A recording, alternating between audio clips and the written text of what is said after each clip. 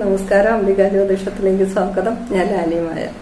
ഇന്നിവിടെ പറയാൻ പോകുന്നത് കുംഭരാശി ലഗ്നമായിട്ടും കുംഭരാശി ചന്ദ്രലഗ്നമായിട്ടും വരുന്നവരുടെ ജാതക പ്രകാരമുള്ള കോടീശ്വര യോഗത്തെ കുറിച്ചാണ്.